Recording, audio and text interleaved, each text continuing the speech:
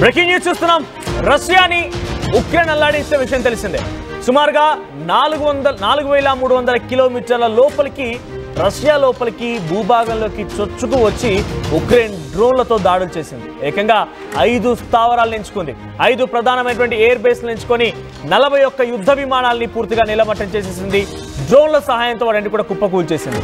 So ఒక ప్రత్యేకమైన కంటైనర్లో వుడెన్ హోమ్స్ అంటే చెక్కతో తయారు చేయబడినటువంటి ఒక ఇళ్లతో కంటైనర్లని ఏర్పాటు చేసుకొని ఆ కంటైనర్లో పై భాగంలో మొత్తం కూడా డ్రోన్లను అమర్చుకొని కనీసం సిగ్నలింగ్ సిస్టానికి కూడా బేసిక్గా ఇదంతా కూడా మీరు అనుకోవచ్చు అంతా పెద్ద ఎత్తున ఉక్రెయిన్ రష్యాలోకి ఆ మెటీరియల్ని డ్రోన్ని పంపిస్తుంటే ఎలా పసిగట్టలేదు అని చెప్పి సిగ్నల్ అని సైతం ఎలక్ట్రానిక్ డివైస్ని గుర్తించేటువంటి ఒక సిగ్నల్ అని ఇన్ఫ్రారెడ్ రేస్ని ఇతరత్ర అంటే ఎలక్ట్రానిక్ డివైస్ వెళ్తున్నాయా లేదా అనేది ప్రతి చోట చెకింగ్ లాంటివి ఉంటాయి. కాబట్టి వాటిని సైతం దాటుకొని వెళ్ళేలా ఒక ప్రత్యేకమైన టెక్నాలజీతో కూడినటువంటి షీల్డ్ని ఆ ఓవర్ కంటైనర్ పైన కప్పేసి మరీ తీసుకెళ్లి సుమారుగా 4,300 కిలోమీటర్ల దూరం కొన్ని కీలకమైన ఎయిర్ బేస్ని కుప్పకూల్చేసింది ఉక్రెయిన్.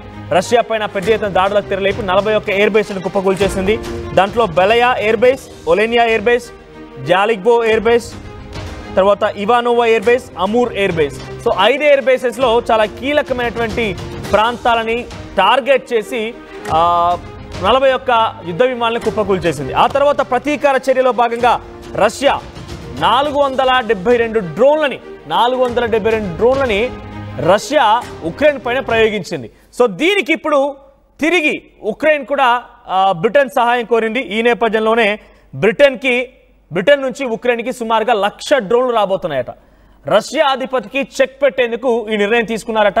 అయితే రష్యా చాలా ఆర్మ్స్ పరంగా చాలా పెద్ద దేశం, పెద్ద ఎత్తున టెక్నాలజీతో కూడిన దేశం, ఆర్మ్స్ పరంగా వార్ ఎక్విప్మెంట్ పరంగా చాలా పెద్ద దేశం. కాబట్టి ఉక్రెయిన్ 3 ఏళ్ల యుద్ధంలో ఇది మొదటిసారి రష్యా ఇంత పెద్ద ఎత్తున ఉక్రెయిన్ పైన దాడులకు తెరలేపడం అనేది. మరి అక్కడ ఎటువంటి విధ్వంసం జరిగింది, ఎటువంటి ఘోర పరాజయాన్ని ఉక్రెయిన్ చవి చూసింది, ఎటువంటి డ్యామేజ్ జరిగింది అనేది ఇంకా అధికారికంగా రష్యా కానీ ఉక్రెయిన్ కానీ ప్రకటించలేదు. ఎందుకంటే కేవలం 12 మంది ఆర్మీ జవాన్లు అయితే మరణించారన్నట్టుగా ఉక్రెయిన్ చెప్తోంది. మరి అంతకు మించి ఎటువంటి సినారీ నెలకొందనేది ఎందుకంటే క్లారిటీ లేదు. ఎందుకంటే 472 డ్రోన్లు ప్రయోగించడం అంటే చిన్న విషయం ఏం కాదు. కేవలం ఒక 117 డ్రోన్లతోనే ఉక్రెయిన్ రష్యాని ఉక్కిరిబిక్కిరి చేసింది. 41 యుద్ధ విమానాలను పూర్తిగా కుప్పకూల్చేసింది.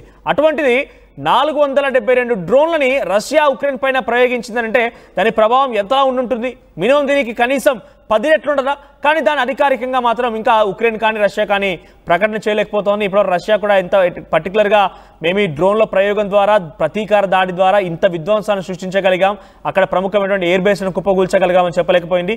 కొన్ని డిస్కమ్స్ని అంటే అక్కడ కొన్ని హైడ్రో ఎలక్ట్రిక్ పవర్ స్టేషన్స్ని కానివ్వండి, ఎలక్ట్రిక్ పవర్ స్టేషన్స్ని కుప్పగూల్చే ప్రయత్నం చేయడంతో భాగంగా 12 అక్కడ ఉన్నటువంటి ఆర్మీ జవాన్లను మాత్రం కుప్పకూల్చగలిగింది. అయితే ప్రస్తుతానికి ఉక్రెయిన్కి రష్యాను ఢీకొట్టేందుకు బ్రిటన్ సహకారం అందిస్తోంది. సుమారుగా 1,00,000 డ్రోన్లని, 1 కాదు 2 కాదు 1,00,000కు పైగా డ్రోన్లని భారీ సంఖ్యలో ఇటు బ్రిటన్ ఉక్రెయిన్కి ఇవ్వడం కోసం అంగీకారం తెలిపినట్టు తెలుస్తోంది. సో ఏడాదిలో 1,00,000కు పైగా డ్రోన్లు అందజేస్తామని ఉక్రెయిన్కి హామీ ఇచ్చినట్టు తెలుస్తోంది. సుమారుగా 350 మిలియన్ పౌండ్ల డ్రోన్ల ప్యాకేజీకి ఉక్రెయిన్ బ్రిటన్ ప్రభుత్వాలు అంగీకారం తెలుపుకున్నాయి. అయితే బ్రస్సెల్స్లో 50 దేశాల ఉక్రెయిన్ డిఫెన్స్ కాంటాక్ట్ గ్రూప్ సమావేశం జరిగింది.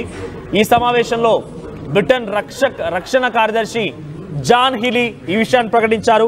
ఉక్రెయిన్కి మొదటి నుంచి బ్రిటన్ సపోర్ట్ ఇస్తున్నది. సుమారుగా 30 ఏళ్ల పాటుగా ఎటువంటి సహకారం కావాలన్నా మేము ఇవ్వడానికి సిద్ధంగా ఉన్నాం. $300 బిలియన్ ఖర్చు పెడతాం.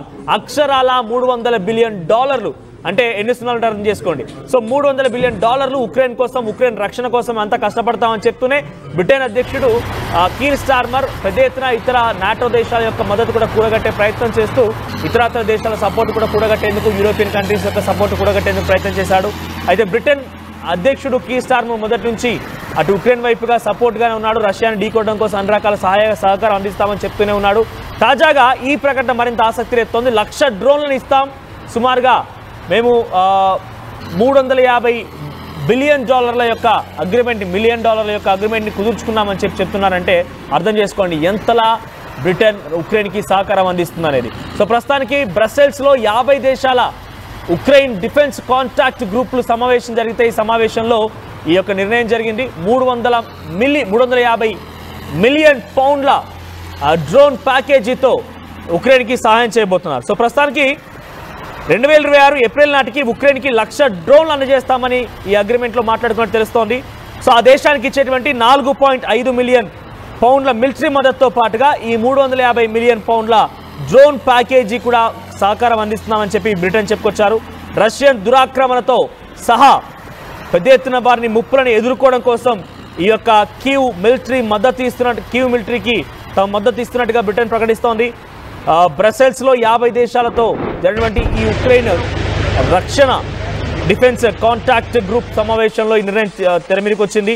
గతంలోనూ రష్యా సైనిక స్థావరాలు చమురు బావులపైన దాడులు చేసేందుకు ఉక్రెయిన్కి వీటిని ప్రయోగించింది.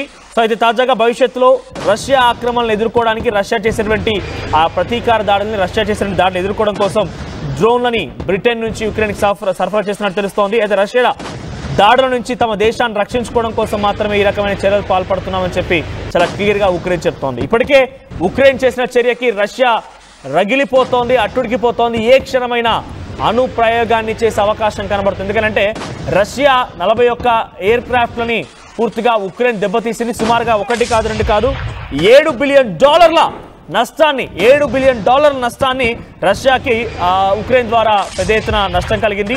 ఇక 34% వరకు మాస్కో స్ట్రాటజిక్ క్రూజ్ ని మొత్తాన్ని కూడా దెబ్బతీసే ప్రయత్నం ఉక్రెయిన్ చేసింది. ఇక మిసైల్ క్యారియర్స్ ని డిస్ట్రాయ్ చేసింది, 41 యుద్ధ విమానాలను డిస్ట్రాయ్ చేసింది. దాంట్లో చాలా కీలకమైనటువంటి Tu-22 M3, Tu-95 స్ట్రాటజిక్ బాంబర్లు, A-50 సర్వేలెన్స్ ఎయిర్ క్రాఫ్ట్లు ఇవన్నీ కూడా రష్యా దగ్గర ఉన్నటువంటి ఆ 41 అత్యాధునికమైనటువంటి ఎయిర్ క్రాఫ్ట్ని పూర్తిగా కూడా ఉక్రెయిన్ నేలమట్టం చేయడమే కాకుండా ఇప్పుడు రష్యన్ ఎయిర్ డిఫెన్స్ సిస్టమ్ కానివ్వండి, రష్యాకి సంబంధించినటువంటి అధికారులు ఏం చెప్తున్నారంటే అక్కడ చాలా తక్కువగా బాంబర్లు ఉన్నాయి తమ దేశంలో. అయితే ఆ బాంబర్లో తక్కువగా ఉన్నటువంటి బాంబర్లో సుమారుగా 10 వరకు ఉక్రెయిన్ డ్రోన్ల దాడిలో పూర్తిగా కూడా పేలిపోయాయి, అవన్నీ కూడా డ్యామేజ్ అయ్యాయి. వాటిని రీప్లేస్ చేయడం కుదరదు ఎట్టి పరిస్థితుల్లో కూడా, ఎందుకంటే ఇట్స్ అవుట్ ఆఫ్ ప్రొడక్షన్ అంటే తయారు చేయడంలో సాధ్యం కాదు. చాలా పురాతనమైన మోడల్స్, చాలా పెక్యులర్ మోడల్స్ అవన్నీ కూడా ఇప్పుడు తయారు చేయడానికి సులభతరం అంత ఈజీ అయితే కాదు అనేది రష్యన్ అధికారులు చెప్తున్నారు.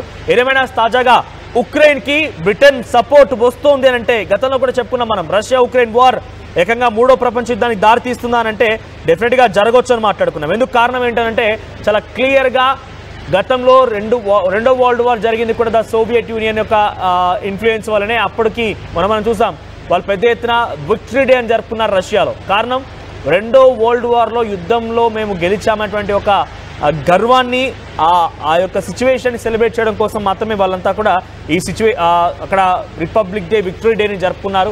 దానికి ఆల్రెడీ మోడీ కూడా ఆహ్వానం అందింది. దేశ విదేశాల నుంచి అధిపతులు అక్కడికి చేరుకోవాల్సిన అవసరం ఉండేది, కానీ ఆపరేషన్ సింధూర్ అప్పుడు కొనసాగుతుంది కాబట్టి మోడీ అటెండ్ కాలేకపోయారు. సో రెండో వరల్డ్ వార్లో రష్యా చాలా కీలకంగా వ్యవహరించింది. ఇప్పుడు 3వ వరల్డ్ వార్ కూడా రష్యానే కారణం కాబోతుందని డెఫినెట్గా అదే నిజమనే సంకేతం కనబడుతుంది. ఎందుకంటే ఉక్రెయిన్ యొక్క చర్యలకి ప్రతీకార చర్యల్లో భాగంగా రష్యా పెద్ద ఎత్తున దాడులు చేస్తున్నప్పటికీ ఇకపై ఉక్రెయిన్కి బ్రిటన్ సపోర్ట్ కూడా వస్తుంది కాబట్టి వాళ్ళు ముందస్తుగా అంచనా వేసి అణు ప్రయోగానికి సిద్ధమవుతున్నట్టు తెలుస్తోంది. ఇప్పటికే టెక్టికల్ న్యూక్లియర్ బాంబ్స్ ని మొత్తాన్ని కూడా రష్యా బార్డర్ వెంట మోహరించి ఉంచింది. ఏ క్షణమైనా వాటిని ట్రిగర్ చేసి ఉక్రెయిన్ వైపుగా మరలించే అవకాశం ఉంది. ఉక్రెయిన్ నేలమట్టం చేయడం కోసం, ఉక్రెయిన్ చిత్తు చేయడం కోసం అటువంటి సిచ్యుయేషన్ అటువంటి సినారియోని రష్యా సంసిద్ధంగా ఉన్నట్టు తెలుస్తోంది. ఇప్పుడు ఒక చాలా కీలకమైన అప్డేట్ ఏంటంటే బ్రిటన్ సపోర్ట్ ఇవ్వడం. బ్రిటన్ మొదటి నుంచి సపోర్ట్ ఇస్తూనే ఉంది. డెఫినెట్గా $300 బిలియన్ మేము ఉక్రెయిన్ సహకారం కోసం ఖర్చు చేస్తామనంటే చిన్న విషయం ఏం కాదు. కానీ ఇప్పుడు ఆ సహకారం అనేది కేవలం మాటల రూపేణా ఉండేది. ఇప్పుడు ఏకంగా 1,00,000 డ్రోన్లు, అంటే ఆల్రెడీ రష్యా ఉక్రెయిన్ పైన దాడి చేసింది డ్రోన్లతో, ఇటు ఉక్రెయిన్ కూడా రష్యాపై డ్రోన్లతో దాడి చేసి రష్యాని కొంత యుద్ధ విమానాలని నేలమట్టం చేసింది, కుప్పకూలు చేసింది. దానికి ప్రతీకార చర్యలో భాగంగా ఉక్రెయిన్ పైన రష్యా మళ్ళీ దాడి చేస్తే ఇటువంటి దాడులు ఇంకా చాలా చేయొచ్చు. అవసరమైతే ఇంకా కొన్ని లక్షల కొద్ది డ్రోన్లను రష్యా ప్రయోగించవచ్చు. ఎందుకంటే రష్యా దగ్గర అంతా పెద్ద ఎత్తున వార్ ఎక్విప్మెంట్స్ ఉన్నాయి, పెద్ద ఎత్తున యుద్ధ సామాగ్రి ఉంది. కాబట్టి వాటి నుంచి ఎలా అడ్డుకోవాలి, ఎలా తప్పించుకోవాలి, వాటిని ఎలా డిఫెండ్ చేయాలనే ఆలోచనలో భాగంగా ఉక్రెయిన్ మరోసారి బ్రిటన్ సహాయం తీసుకున్నట్టు అర్థమవుతోంది. $350 మిలియన్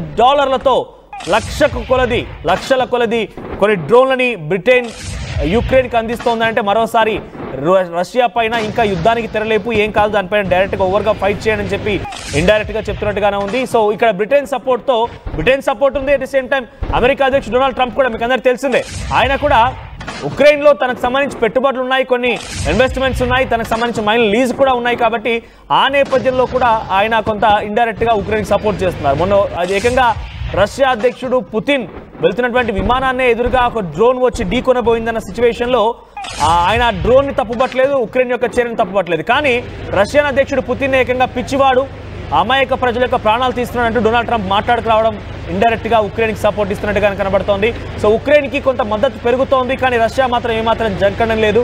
మా పైన ఎవరు దాడికి వచ్చినా ఇండివిజువల్గా ఒక కంట్రీ చెప్తేనో, ఒక దేశాధినేత చెప్తేనో ఊరుకునే ప్రసక్తి లేదు. తమపై దాడికి వస్తే ఎంతటి వాళ్ళైనా సరలేదు, మేము ఎదుర్కొంటాం, ఢీకొంటాం అనే రకంగా రష్యా చాలా ఎక్విప్డ్గా ఉంది. The most equipped country Russia అనేది. కానీ రష్యాని ఎదుర్కోవడం ఏమాత్రం యుక్రెయిన్కి సాధ్యం కాదు. కాబట్టి వీళ్ళంతా కూడా తలా చేసి ఉక్రెయిన్ నిల్చోబెట్టే ప్రయత్నం చేస్తున్నారు, ఉక్రెయిన్కి సపోర్ట్ ఇచ్చే ప్రయత్నం చేస్తున్నారు. నిజంగా ఇది మూడో ప్రపంచ యుద్ధానికి దారితీస్తుందా? నిజంగా రష్యాని ఎదుర్కొనే దమ్ము ఉక్రెయిన్ దగ్గర ఉందా?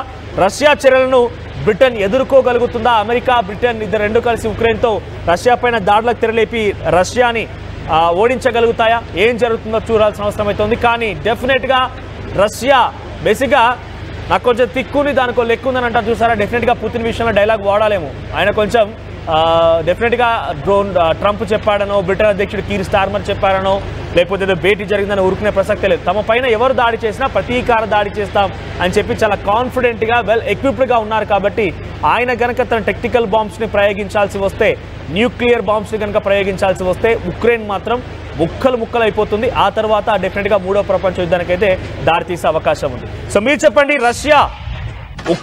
రష్యాని ఉక్రెయిన్ ఛేదించగలుగుతుందా? ఉక్రెయిన్ ఓడించగలుగుతుందా?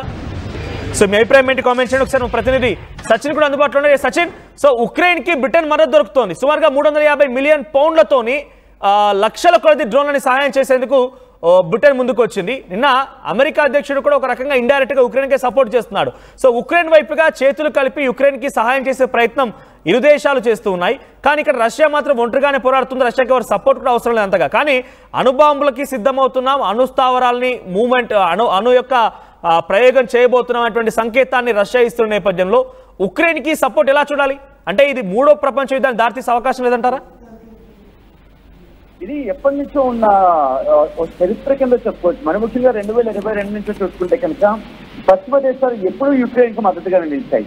మరి ముఖ్యంగా జర్మనీ చేస్తున్న అమెరికా విషయంలో మాట్లాడుకున్నాం. అంటే ఇప్పుడు బహుశా బాహటంగా బయటకు వచ్చి చెప్పినట్టుగానే భావించాలి తప్ప దీన్ని పూర్తిగా తొట్టిపరచే పరిస్థితి అయితే లేదు. విషయం ఏమిటంటే ఇక్కడ పశ్చిమ దేశాల మద్దతుకు సంబంధించి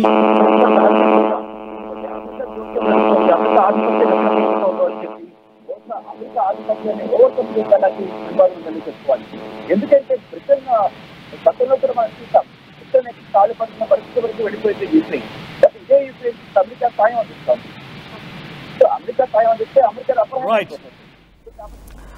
right, thank you Sachin. So మొత్తం మీద 350 మిలియన్ పౌండ్ల డ్రోన్ ప్యాకేజీకి బ్రిటన్ యుక్రెయిన్ మధ్య ఒప్పందం కుదిరింది. లక్షల కొలది డ్రోన్లని ఉక్రెయిన్కి బ్రిటన్ అందించబోతోంది. ఇండైరెక్ట్గా అమెరికా కూడా సపోర్ట్ చేస్తోంది.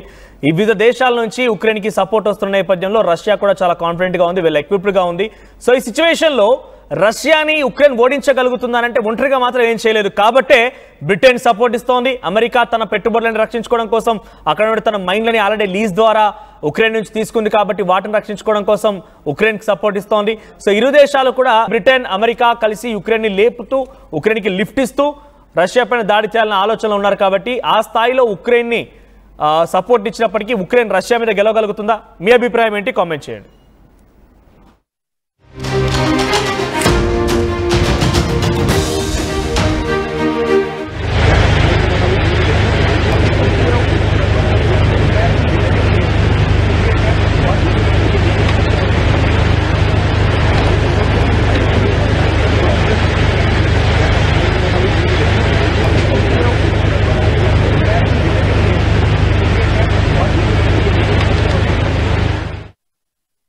ఆర్టీవీ యాప్ వార్తల్ని క్షణాల్లో చదివే అవకాశం ఉంటుంది. ఒక న్యూస్ పేపర్, ఒక టెలివిజన్ ఛానల్ మీ చేతుల్లో ఎప్పుడూ ఉంటాయి.